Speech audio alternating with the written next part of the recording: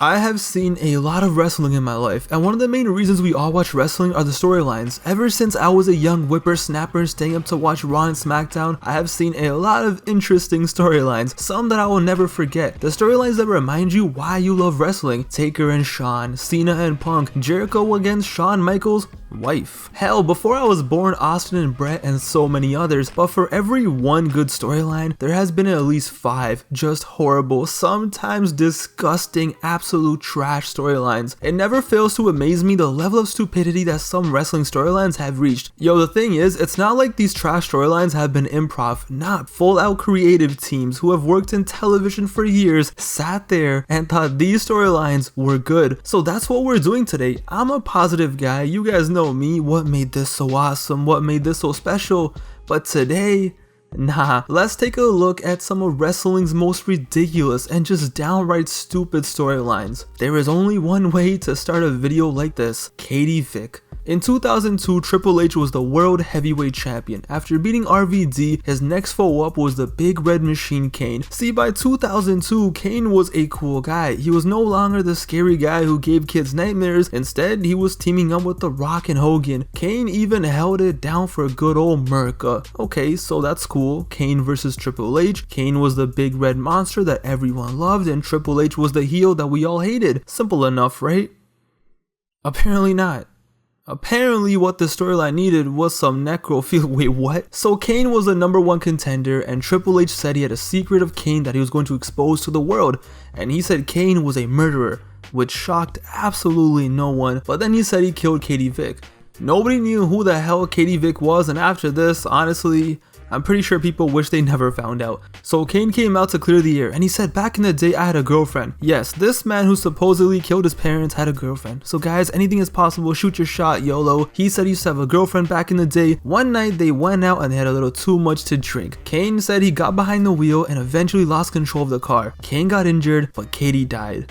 Ah man, poor Kane, that's pretty sad. It's okay, maybe they'll use this as an excuse for Kane's motivation to beat Triple H. He'll win it for Katie, yay! Psych! Next week on Raw, Triple H wanted to continue to torment Kane. So what does he do? Well, he said he had proof. A video clip that showed how insane Kane truly was. A video was shown of Triple H wearing a Kane mask, dressed up as Kane, at Katie Vick's funeral. And while the fake body laid in the casket, Triple H started grabbing the dummy and then went on to, you know, screw her brains out. Like, literally screw her brains out. What kind of wrestling is this? What? Imagine there was some poor kid watching Raw with his parents back in 2002, and next thing you know, this is happening.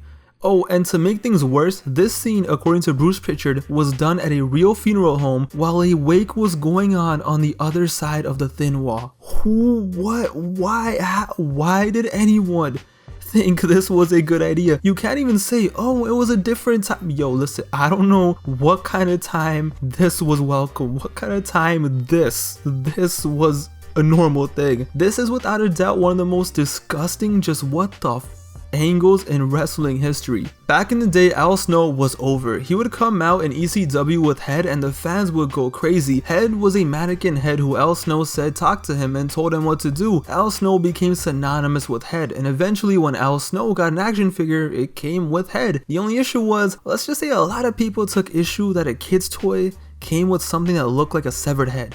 So after activists started wilding out, Al Snow abandoned Head and got a chihuahua named Pepper to replace it. Same deal, the chihuahua talked to him and that was Al Snow's best buddy from now on. Sadly, things got very dark. The Big Boss Man then got involved. He stole Pepper from Snow, and then Snow was invited to Big Boss Man's hotel room where they were going to talk about the situation. Okay, maybe Big Boss Man will challenge him to a match or something, you know, maybe they'll figure something out. So Big Boss Man was a pretty nice guy, and he actually made Al Snow some food. And audiences then found out that Al Snow was tricked into eating Pepper. I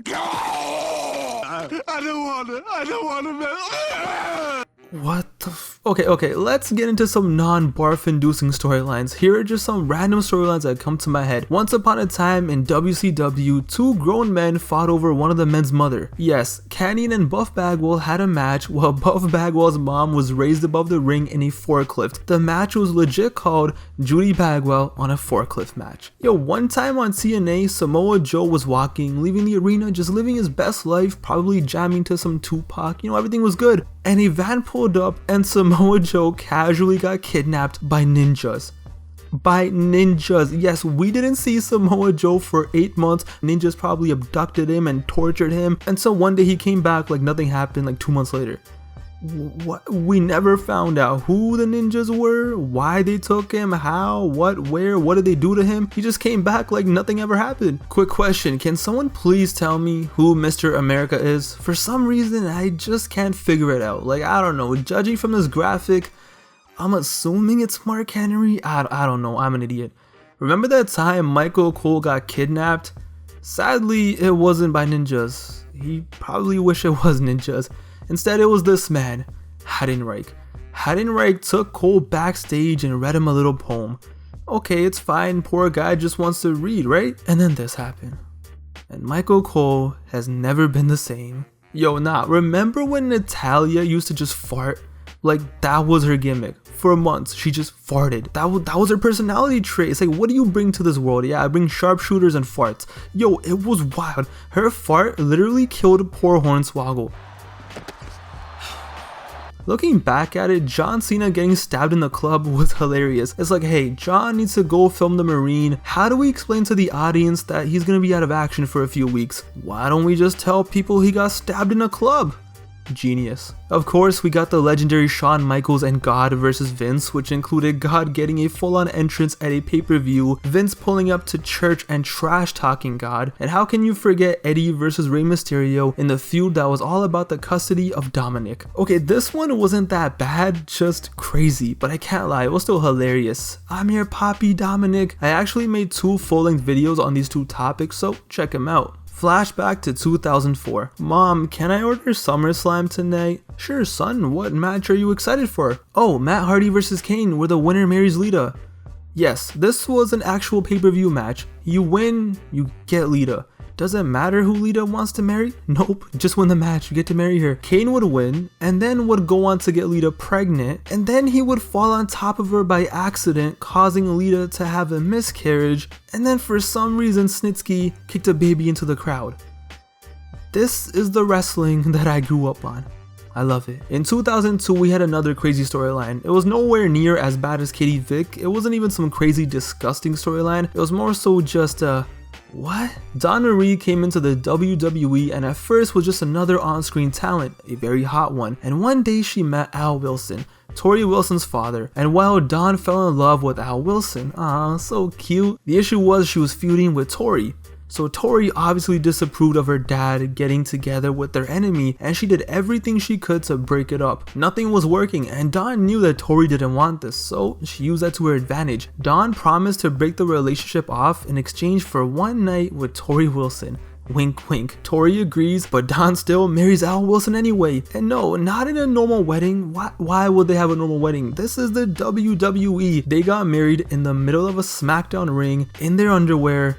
Of course. And 1 week later, we find out that Al Wilson died. Al Wilson died because he got it on with Dawn Marie so much on their honeymoon that he just died. His body just gave up, which led to Dawn and Tori fighting at Al's funeral. And then we got stepmother versus stepdaughter match at the Rumble. What a time to be alive. Lastly, how could we forget Hand?